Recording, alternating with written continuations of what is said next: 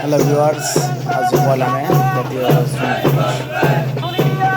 শ্রমিক দিবস সকল সম্পাদক এই মর্মে লক্ষ্মীপুর জেলার বিভিন্ন সংগঠন র্যালি বের করেন।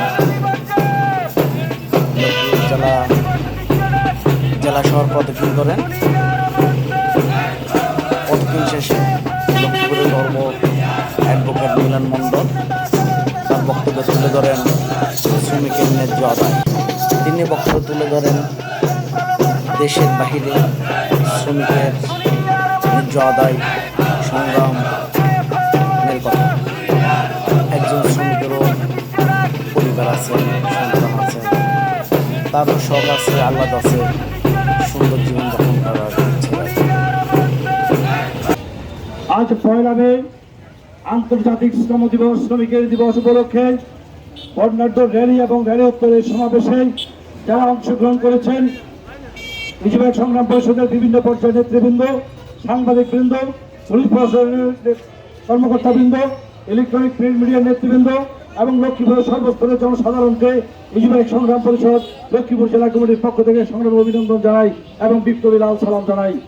সংগ্রামী বন্ধুগণ, আপনারা জানেন আজ পহেলা মে আন্তর্জাতিক শ্রমিক দিবস। এই আন্তর্জাতিক শ্রমিক দিবস হচ্ছে বিশ্বের সার্বজনীন দিবস।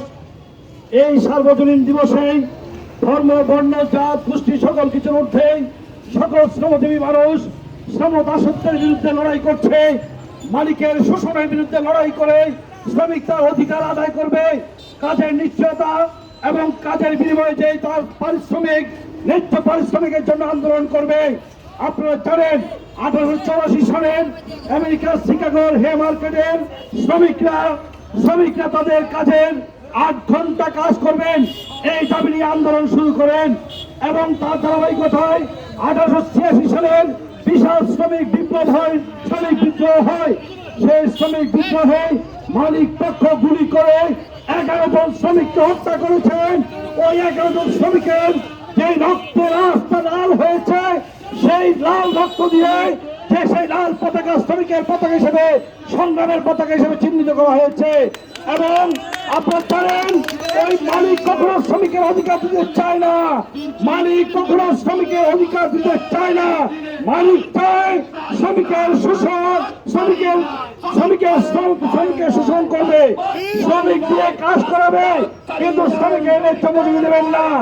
এমন মজুরি দেবেন যেই মজুরি দিয়ে শ্রমিক তার জীবন যাপন করতে পারবেন না, শ্রমিকের সন্তানদের লেখাপড়া করাতে পারবেন না, শ্রমিকের পরিবারের চিকিৎসা করাতে পারবেন না, শ্রমিকের মুখে দুমুঠো ভাত দিতে পারবেন না। 1886 পয়লা মে যে শ্রমিকরা বিদ্রোহ করে 8 ঘন্টা কাজের দাবি আদায় করেছে, আর 8 ঘন্টা বিশ্রাম করবেন, 8 ঘন্টা বিনোদন করবেন।